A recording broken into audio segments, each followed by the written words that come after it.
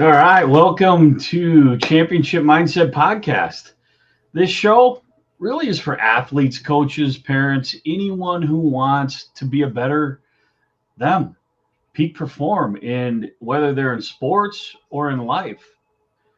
My name is Spencer Senn, your host. My sporting career ended instantly in an injury, and my life spiraled out of control for years. And God placed really the top elite mindset experts into my path who not only helped me take back control of my mind and manage my emotions, but they also trained me to help others. Now I help others, and my focus and passion is really helping kids ages 10 to 18 unlock what I call their code to greatness and instill in them the mindset that they need to be their best and perform in sports and in life. And you know what? Life is a sport, so everybody's an athlete, right?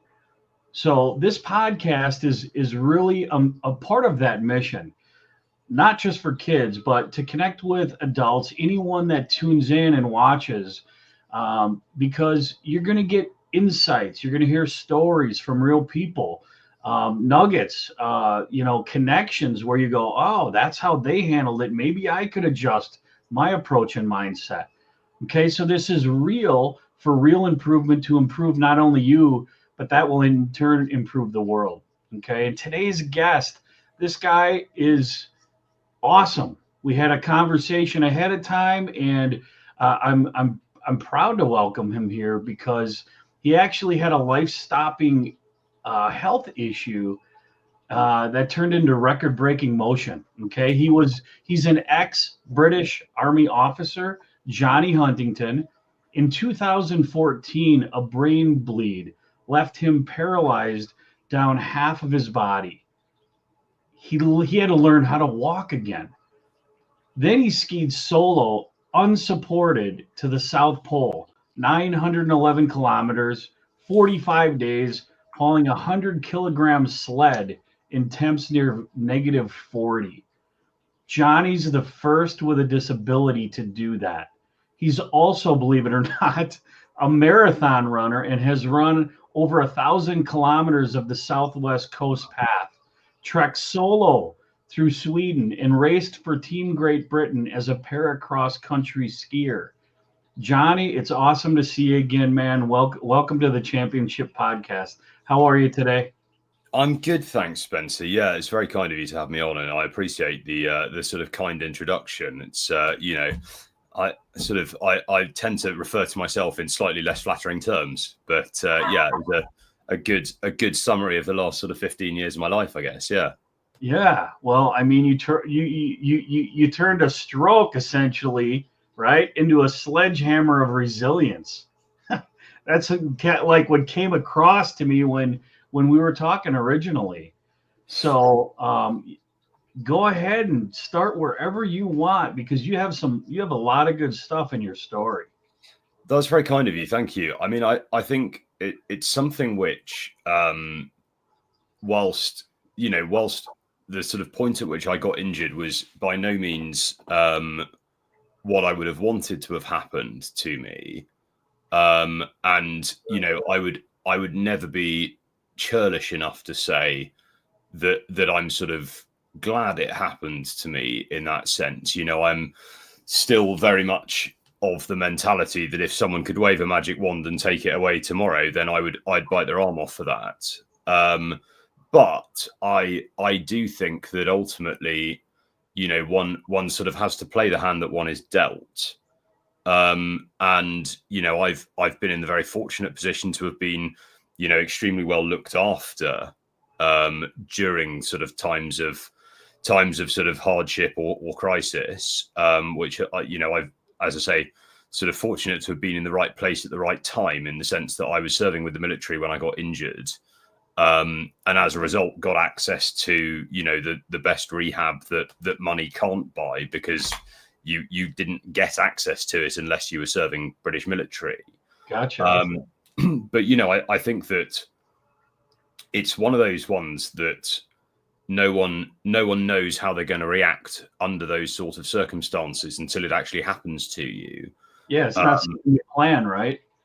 Yeah, but I think what I will say is that from my point of view, it's actually like it's not a complicated situation to end up in the sense that obviously physically and psychologically in terms of the recovery that's an extremely sort of long and complicated process. But the decision as to whether to sort of get on with it or not is not complex. It's a very binary decision. It's a yes or no question, basically. So I sort of one often gets comments in terms of sort of, oh, how did you cope with that, etc. And the simple reality of it is sort of like, well, that's the situation I found myself in, and what are you going to do? You either roll over or you get on with it. Yeah, for sure. And we didn't talk about this part, but your story struck me deeply because when I was 34, I had a major stroke myself, and I lost my speech, my eyesight, and the movement of my left arm. And that's when I learned that I was challenged with diabetes. No, the doctor said, "Oh, take Gaviscon. It's stomach indigestion." It wasn't. My whole life, and that moment that changed everything in an instant. So your story struck me in that sense because I've had an experience not as severe as yours, but it was severe enough where, wow, I mean, it changes stuff in it just like that. I've had many of events like that in my life, other than health. But like for you, when that happened to you, did you reflect on anything that you learned from your childhood to where you were at that moment that helped support your thinking, where you said it was a yes or no? It was an easy decision. Well, I sort of, I mean, the reality to it is it's not even really a decision at that stage. I mean, you in my case, I sort of, I was in the gym one day. Over the course of about 15 minutes, the left side of my body just stopped working. You go into hospital, obviously get all the, scans and stuff they do. You're eventually told sort of what's occurred, and then you deal with the outcomes of that. So, when I say it was a decision, I mean, really, it wasn't even that, in the sense that it's like, right, well, this is the position I find myself in, and I'm now going to do what I need to get better and navigate myself out of that position. So, what I will say, however, is that obviously, whilst the sort of getting on with it in the heat of the moment is not a complicated thing, I was quite fortunate, I think, that sort of prior to being injured, and actually even prior to joining the British Army, I was already running ultramarathons at that point, and I always sort of analogize my rehab to running an ultramarathon. What's an ultramarathon? So technically, an ultra is anything further than a marathon. So anything more than 26.2 miles, technically is sort of classified as an ultra marathon. The sort of the typical distances that you see, or certainly the typical distances that I was sort of running at that stage, was basically anything between sort of 50 to 100 miles. Wow. So yeah, I sort of have had a penchant for doing these things for some time. But in very similar terms, like, when I first got into rehab, the gulf between where I was at that point in time and where I wanted to be, there was a really significant sort of deficit there. Very similarly to sort of standing on the start line of a 100-miler, like, running 100 miles in one sitting is not something which is, even for someone who's sort of trained for it and quite experienced, it's still a daunting task. I couldn't do it. Well, I think probably, if it was something that was of interest, I think, with, like I say, sort of with training and the right motivation, I think a lot is achievable. But sure. The key for me with it is that when you do stand on the start line of a race like that, it is often unhelpful to look at, the sort of 100 miles in the distance. It's like, right, that's where I'm going. Actually, what one tends to want to do is you just run to the next aid station. So you'll be looking 10 kilometers ahead of you, so 6 miles ahead of you, rather than 100. Sure. And then you just then do that sort of 16 times, and then you're home. And it's sort of, by breaking that mammoth task down into like bite-sized digestible chunks, all of a sudden that sort of seemingly insurmountable task suddenly becomes a series of much more familiar, much more comfortable things. So, purely from a psychological point of view, I think that like chunking big tasks down and sort of apportioning them appropriately actually is a very useful strategy kind of across the board, not necessarily just sort of unique to ultramarathons. I think you look at a very traditional technique used in, project management in business, for instance. Yeah. You don't view it in terms of we are here now and we want to get there. You view it in terms of, right, we are at A, we want to get to B, but actually in order to do that, we need to hit these milestones along the way. Right. Directly analogous. Yeah, for sure. And that's direct mindset stuff, right? I mean, or set your mind. This is how I'm going to look at it. This is what's helpful to me. So your brain can digest it where they go, yeah, that's doable. Right. Exactly. Yeah. Yeah. I mean, somebody sitting down like me just a minute ago, I'm thinking, man, 100 miles can never do that. Why? Because I was looking at it as the whole chunk, right? Exactly what you were saying. And I mean, this is the thing. And I mean, like, it is exactly the attitude I took when it took me quite a long time to get back to running. So I got, as you correctly said, I got injured in 2014. I actually didn't start running again until 2020. So I had a sort of 6-year hiatus there. And the only reason that I really got back into running seriously was because I, during COVID, during the lockdowns, and so I'm conscious that a lot of your audience is obviously US based, but certainly, I mean, in the UK, we were, sort of shut inside for, I think the first one was about 2 or 3 months. It was quite long, and we were allowed out. Allegedly, we were meant to go out to exercise for about an hour a day. I was still racing at this time, so I sort of took that with a bit of a pinch of salt in the sense that keeping fit was technically still my job.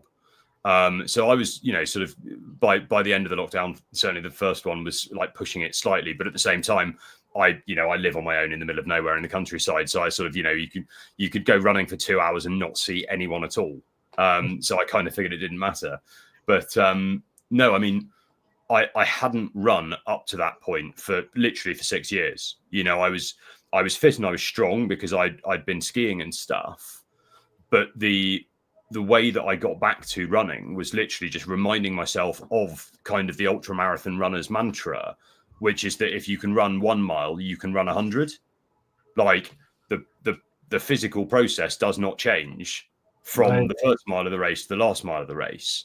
Like the only thing you have to do is keep yourself going, for the period in between. So I think it's one of those ones that it's very easy to get intimidated by, a task or particularly sort of, I think labels play a big part in like that intimidation factor. I think you'll have to excuse me throughout the course of this for all of my analogies are sports based, so I apologize in advance to any of your audience who are not sports fans. But the one that always sort of slightly amuses me is like the marathon.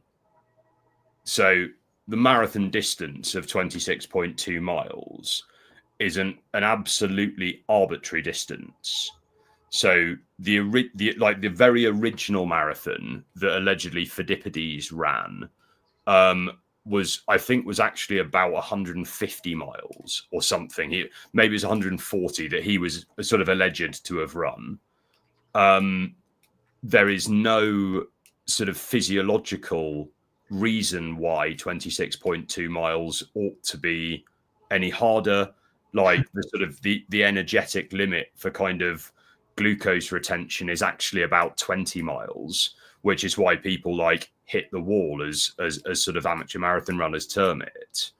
The sort of the 26.2 mile like race is an absolutely like arbitrary thing. There is nothing about it that makes it like harder or easier than running, than running any other long distance, basically. Okay. So, but because it has a sort of branding attached to it, sort of the marathon, it's the longest distance in the Olympics, for example. It's got this sort of level of branded intimidation to it that makes people very worried about it. Sure. Linguistics, right? Yeah. Linguistics, like the longest. People, okay, now it's the longest, right? Before you said it, it wasn't. And that directs the mind, right? This is exactly the thing. And kind of, I think we, certainly as someone who I tend not to really run, I don't really enter races much, to be honest. I sort of tend to like do long distance picnics on my own and just kind of make my own fun with it. But, sort of when I was running ultra marathons, I sort of started back in like 2011. And, you kind of saw a bit of a thing in like, I think probably the, early 2010s going into sort of into 2020s that, running marathons became a really popular thing to do. You see this big increase in like, Boston Marathon, New York Marathon, London Marathon, all these massive events throughout the world. They've had a huge uptick in popularity. And why do you think that is? Because I know when we talked originally and you told me about your childhood, it was pretty conventional. And I mean, you played some sports and here and there. Then you went into finance. Then you actually traveled to, is it Singapore or Shanghai or? Singapore. Yeah. Singapore. And you were in finance and you met a friend there. And within 6 months, I think you said, you were like, no. And then you had to go back to the UK, and that transcended into what was the next part of your life, right? Leading up to that 2011. And then did you go into the military in 2014 or 2011? So I joined the military in 2013. Okay. But you're completely right in the sense that when I came back to the UK in 2011, that was the point at which I started sort of, doing the paperwork and doing the process to join the army. Yeah. So what made you do that? What made you do that part? So as you say, I'd been working in finance for sort of 3 years by that point. And I by that stage, it had become apparent to me that I didn't find it particularly fulfilling in the macro sense. I basically always reckoned that the sort of thing I kept coming back to with it is, you're 80 years old, you're sat there and your grandkid comes up to you and sort of says, oh, granddad, like what did you do with your life? And I think at that point in time, albeit having only, had a career for 3 years by that point, at that point in time, like my response would have been, I kind of sat in an office and made money for someone else and, and I wasn't satisfied with that. Okay. I kind of felt there was more to life than, sitting in an office all day doing that. I had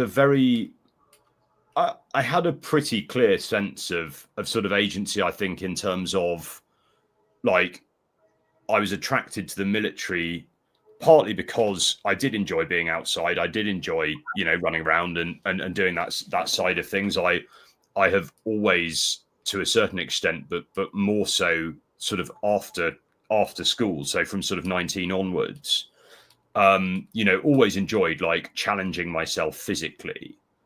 And certainly the army, I saw that very much as the army was ticking that box for me.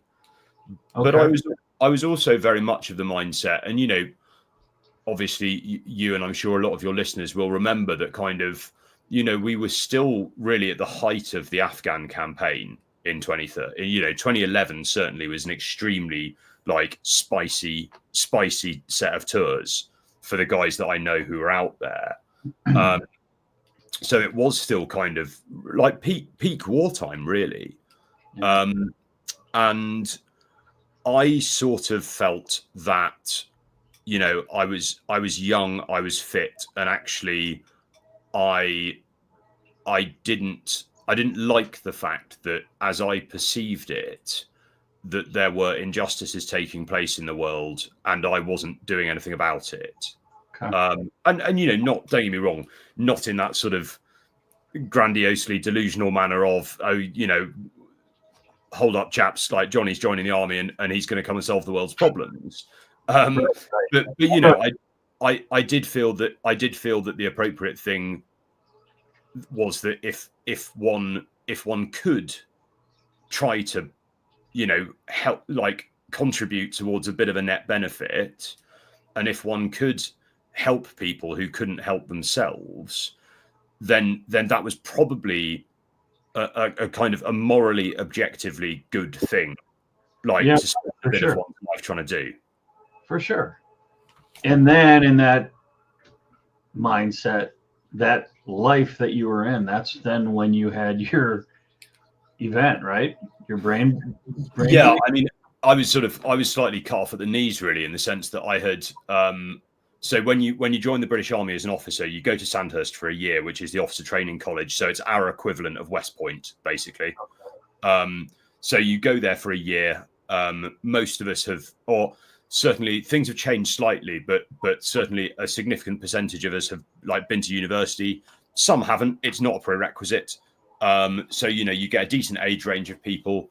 I was right at the top of the age range, which meant I was slightly limited in my choice of sort of career. But that wasn't necessarily going to stop me from doing what I ultimately wanted to do. So you go to Sandhurst for a year. You pick your sort of subcategory of job. So whether you want to join the infantry or the cavalry or one of the support arms or something like that, you pick that whilst you're there. And then after sort of 12 months at the academy, you get your commission, and then you go off to your phase 2, which is where they kind of teach you a bit more specifically what your job is. So if you are an infantry, you'll go to the platoon commander's battle course. If you are an engineer, you'll go to the engineers officers phase 2 training, etc. I was an army educator, so I went to Worthy Down to do my sort of phase 2 like army teachers course, and literally I was not even halfway through that. So I had a brain bleed on the 5th of June, which was only 8 weeks after I commissioned. So I didn't even ever make it to my first posting, which, had some pretty significant psychological ramifications for me later down the line. There was a significant amount of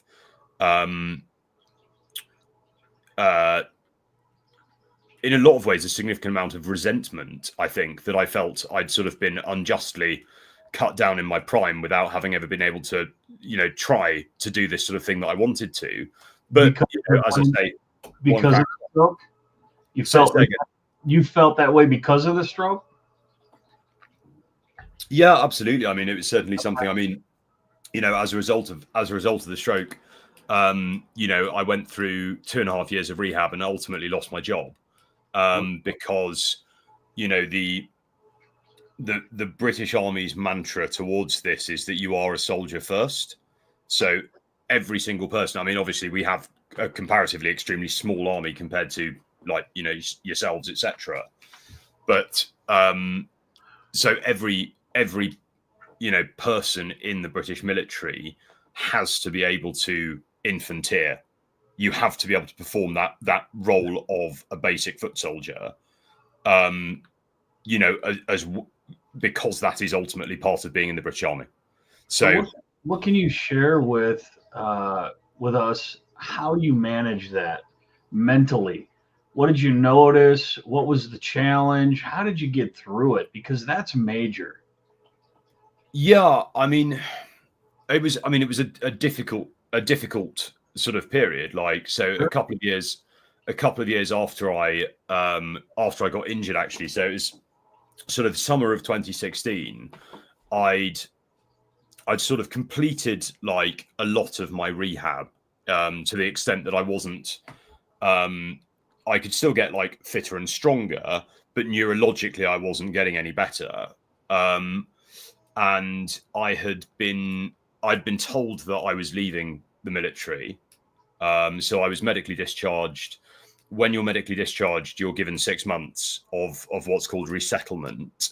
So they give you time to find a job. I mean, look, I was extremely well looked after. Like, I have absolutely no complaint whatsoever about how the military dealt with me. Discharging me was absolutely the right thing to do. I was offered that my cap badge, so that the corps that I was part of offered to try and fight the discharge if I wanted to stay in. But I was not going to be able to do any of the things that I actually joined the army to do. So as a result, the best thing from my point of view was to leave. Having said all of that, I was confronted with, quite an acute moment in time. And it was something which I think probably built over the course of a couple of months, but presented with quite an acute moment in time where I basically realized that I'd kind of lost my job and my hobby, and therefore, a very significant part of my identity. Well, and you also in that time relearn how to walk, right? Am I remembering that right? Or yeah, so that was kind of, I mean, I had done the lion's share of my rehab sort of in that 2-year period, in that intervening 2 years. I think that the difficulty for me actually was kind of when the rehab stopped and I didn't have that to focus on anymore. And I had to focus instead on sort of discharging from the military and getting a job in Civvy Street, which I had literally just decided was not the right thing for me. And I think, I ended up in a pretty dark place. Like, I was, sort of drove home one weekend. I mean, if I can be candid, sort of, with the express intention of killing myself. Yeah, I've been there, man. I've been there. Yeah, but and I think that certainly from my own perspective, like what was extremely, helpful and ultimately probably saved my life in the moment was the fact that I had an extremely good and very close group of friends that I could talk to, without any fear of judgment. They'd been there from the start. They'd all, been through the whole thing with me. So they knew exactly what I was going through. And, when I reached out to them as and when I needed to, they were all sort of very happy and very understanding in kind of indulging me, like getting it off my chest, basically. Sure. And that was an extremely invaluable thing, at that very acute moment of crisis. Yeah, for sure.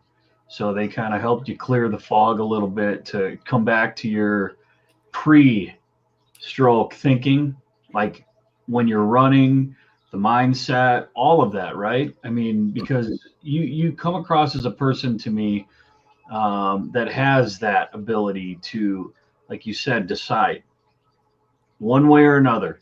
Either I do this, either I give up, or I don't, right? So that clarity, maybe they help bring that back to you.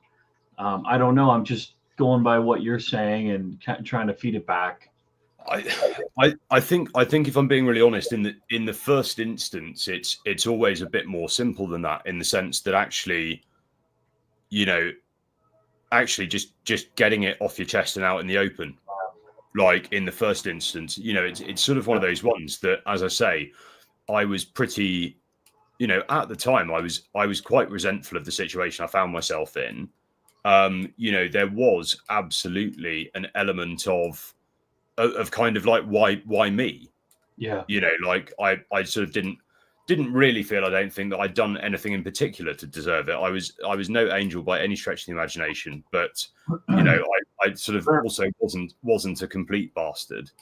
And it's sort of one of those ones that but I think that, again, just being able to actually get all of this pain out and just to actually voice it and to be able to talk to people about it. Yep. Allow it You out. know, Put it back into the universe. This is the thing. I think it is, that sort of classic adage that like a problem shared is a problem halved. And I mean, there was still an awful lot of work to do at that stage from my point of view in terms of really, finding or I suppose refinding that motivation in terms of like, okay, so what is it I want to do now? What is the stuff which, gets me excited to get out of bed in the morning, etc. All of these things, like that was a problem for another day. But I think that the thing from my point of view where my friends really played a significant role was in the sense that,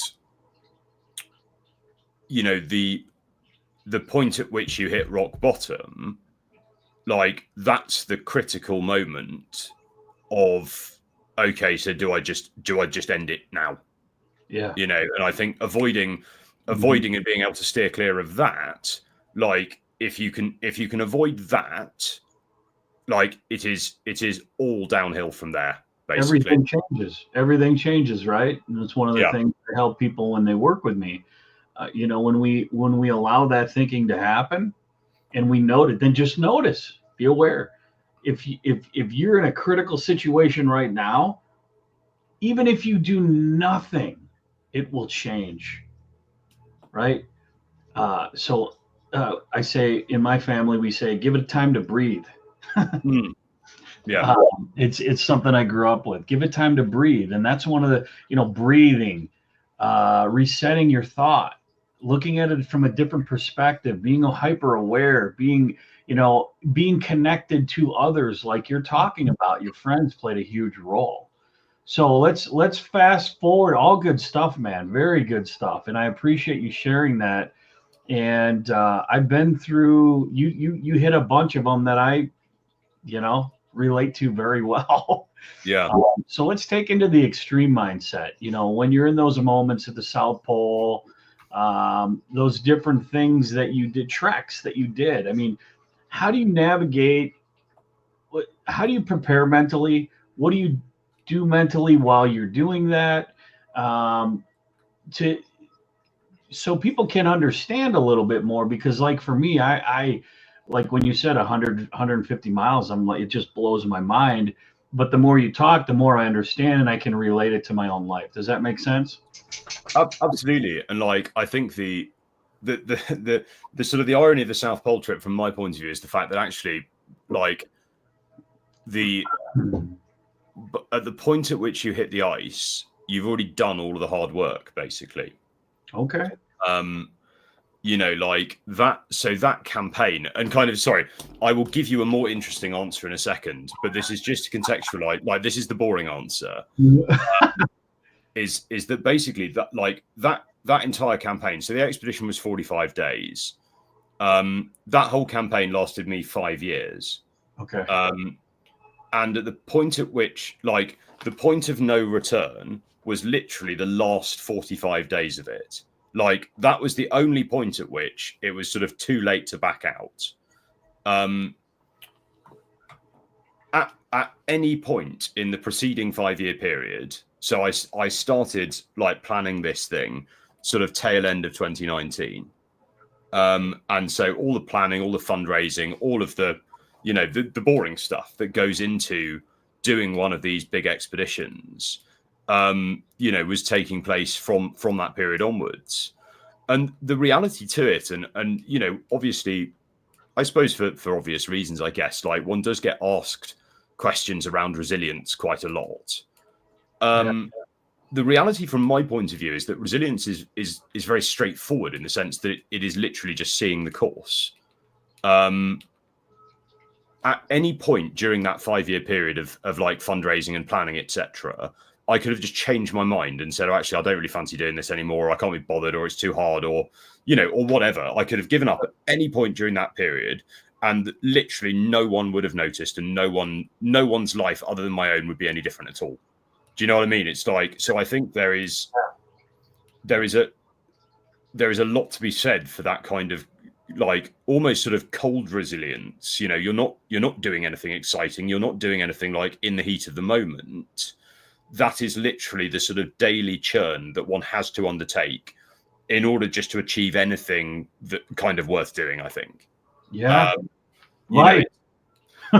This is it. It is kind of the classic iceberg analogy of like, you know, you only see the very tip of it, and actually, you know, 6/7 of it, or however much the actual ratio is hidden underwater.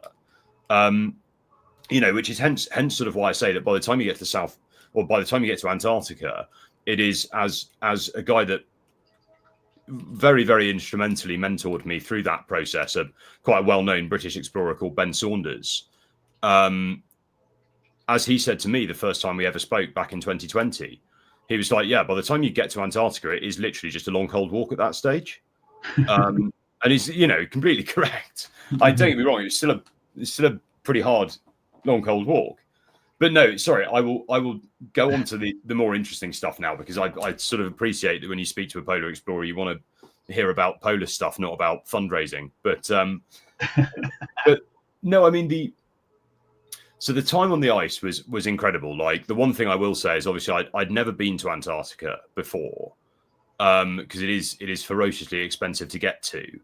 But it is an amazing place. Like, it is truly completely unique. Like, I mean, I have been fortunate enough to spend a lot of my adult life on snow, and like, you're even encountering like different types of snow down there, you know, stuff where the climatic conditions simply do not enable the same thing to form anywhere else in the world. Wow. So it was an incredible thing. I mean, spending 40, you know, best part of 46 days on your own, walking across a continent where you know that you are not going to encounter another living thing. Like, forget about other human beings. Like, nothing lives on the center of Antarctica.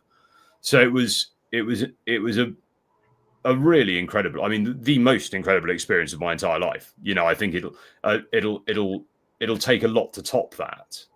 But I think the interesting thing from the sort of resilience point of view is that is kind of when you are back to basics, in the sense of the only way to get to the middle from the edge is to keep putting one foot in front of the other until you get there.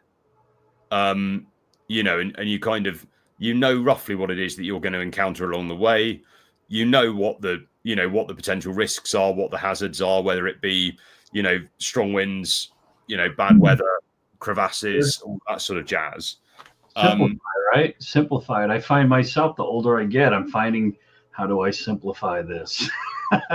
Yeah, I mean, look, the reality to it is that, you know, doing long polar treks is not rocket science. I mean, you know, we basically use exactly the same kit and equipment, albeit made from modern materials. You know, that sort of Scott and Shackleton were using back in 1910. You know, the fundamentals of it have really not changed very much. So it is, you know, it is not a complicated process. I mean, you are literally living a 24-hour cycle. And I obviously completely appreciate that we are living 24-hour cycles all the time. But like, your 24 hours on Antarctica looks the same every day. You know, you wake up, you have something to eat, you pack your kit up, you ski, you then unpack your kit, eat again, sleep again, and that is literally a lot. You know, it's not a complicated process. A whole new meaning to alone time. You know what? It's one of those ones that actually, and I'm really conscious that I will inevitably sound incredibly fusty when I say this, and despite my best efforts, I do try not to be, but it's inevitable at times, I guess. Just say it how you say it, man. That's all I want. But like, I think, I mean, one of the things that I absolutely loved about it, I mean, I did have communication with the outside world. You know, I had a satellite phone and I had a very small satellite modem, which enabled me to sort of, basically it was this sort of the satellite equivalent of WhatsApp, basically. So I could send low resolution pictures and text messages, basically. So I did have contact with the outside world, but what I didn't have was any of the sort of electronic bombardment that we're faced with on a daily basis. So no emails, no messages, no social media, like nothing at all. And actually being able to be in a position where it's not even you're switching off from it, you just don't have access, you can't do it, right? And I mean, it is quite remarkable. Like, the first couple of days on the ice, you do that thing where you kind of, you're sat in your tent in the evening or whatever and you're bored, so you pull your phone up and you go to click on Instagram because you're bored or whatever, and it's like, oh, sorry, good luck trying to get that down here, fella. But you very swiftly get yourself out of that habit. And actually, a question that I get asked very regularly is, what was the thing you missed the most down there? And there wasn't anything. Like, the thing for me was, I was really surprised that I didn't miss stuff. I took a few podcasts and some audiobooks down there with me, but like, I wasn't watching films. I didn't have any films to watch. I wasn't really reading very much because I couldn't be bothered. And so I literally, just had like, a podcast on, for about an hour a night while I went to sleep. And that was about it. And actually having that, having that sort of peace from the constant bombardment that we usually experience in life, like, that was a really beautiful thing. That was a lovely thing. Yeah, well, I mean, look at today. The whole world is programmed for 8-second attention span. That's terrible. I practice in my life stillness, where when I started this technique, I couldn't do it for 30 seconds. Then I was at 90 seconds, then 5 minutes. Now I do minimum 25 minutes a day. And answers literally come, and clarity comes, and it makes the whole feeling of the life experience completely real, as opposed to fake, in my words, but yeah, I can see that for sure. I do think it's a very nice thing to be able to exist like in the present. And I think that, I mean, and it takes all forms is the thing that I enjoy about it, is that, I mean, as sort of I mentioned when we were talking sort of prior to this, I did a lot of music as a kid. And you find that presence in a very similar form doing that, in the same way that, if you're playing sport, you're not worried about what's taking place on your phone, or you're focused on whatever it is, you're focused on the game you're playing, I played sort of rugby and hockey at school. So sorry, I'm conscious of your audience, like field hockey in the UK is played by men as well as women. And rugby, sort of American football, played by men. But no, it's one of those ones that, like, whether it be rugby or American football or whatever, if you're not present when you're doing that, then you're going to get clattered. So I do think there is a lot to be said for engaging with activities that force you to concentrate.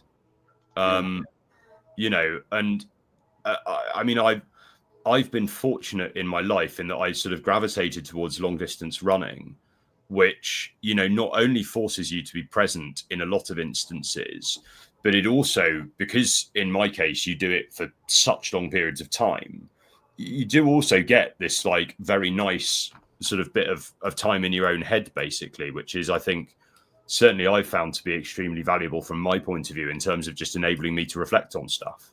Yeah, which everybody needs more of. Maybe not you. You've got a lot of time with that. But if anything, I've probably spent too much time on But I do know. I mean, I certainly, remembering, albeit quite a long time ago, when I actually, had a grown-up job. Living in London and working, in your early 20s and sort of, doing the the typical sort of post-university sort of hard, it's hard work. It is a real grind. Yeah. Everything is so busy and so hectic that actually that time for yourself, that bit of calm and reflection, I think is something which I can speak from my own experience. I didn't find, I think, for a long time. And I think it's like you say, I think it's very, very valuable. Well, and like running through my head, I mean, this is where people can see mindset isn't theory or mind shifting or setting your mind.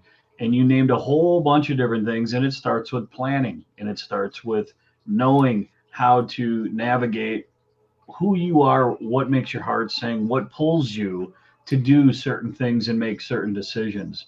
So thanks a lot, man. I really appreciate you coming on, sharing some personal information like that with us. I know there's different elements in both of our conversations that I apply to my own self and helps me. So I know people are getting things from this, whether they're live or whether they're going to listen to the replay. So for athletes, coaches, anybody, parents facing their own storm, if you could pass down one belief or one truth from your journey, Jonny, what could you share as an insight for people that they could take away from or take away with? Yeah. Something which is very, very straightforward, but has layers to it, and I think is a very good mantra for life. Work hard and don't be a dick. And I think it is significantly easier said than done in a lot of instances. But I think at the end of the day, if you can go to bed every night and look yourself in the mirror before you do so, knowing that you've tried hard and, certainly not left the world a worse place than when you encountered it that morning, I think that's pretty, certainly by my standards, is a pretty good way to exist. Straightforward, right to the point. I love it, man. I'm grateful to meet you, to know you, and learn from everything that you went through. I know everyone listening is going to walk away with something. So I appreciate that. And before we close, buddy, where can people find you, follow your journey, or reach out to you to connect? No, thank you, mate. I appreciate you asking, because I always forget to plug myself, and as a result, my social media is completely dead because I always forget it. That's what I'm here for. But yeah, no, thank you. But no, but seriously, Spencer, thank you very much for having me on. It's a real pleasure and really nice to sort of meet you and talk to you. If people care about what I'm doing, which I wouldn't be, wouldn't blame anyone for not. So I'm LinkedIn, Instagram, both are. I'm Jonny Huntington on both. Jonny. Jonny and Huntington like the beach. And then my website is jonnyhuntington.com. What I will say, actually, to be fair, because I know this podcast, I think is coming out end of September, is that in about 2 weeks after this releases, so roughly 10th of October for me, we're going to be announcing what my next expedition is going to be. Cool. And without giving the game away completely, I'm going to be in the US next year, and I'm really excited about it. It's going to be a really, really cool one. Very cool, man. Let me know. Give me information, and I'll post on my stuff as well. Let people know. And so good stuff. And for anyone tuning in, if you know a parent, a coach, a young athlete who's ready to unlock their code to greatness, send them to freedomandhealing.com, all spelled out, freedomandhealing.com. Schedule your free discovery call, and I'll show you exactly how I use hypnosis and NLP to rewire the mind, clear blocks, boost confidence, get an upgraded mindset for that child or person. Don't have to be a child or even an athlete, so they can be their best in sports, in life, and remember, life is a sport. Skills and drills make you good. Mindset makes you unstoppable. Okay, let's change the world together. This is an important topic. Let's bring mindset to the forefront. Elevate your mindset, elevate your game, and we'll see you next time.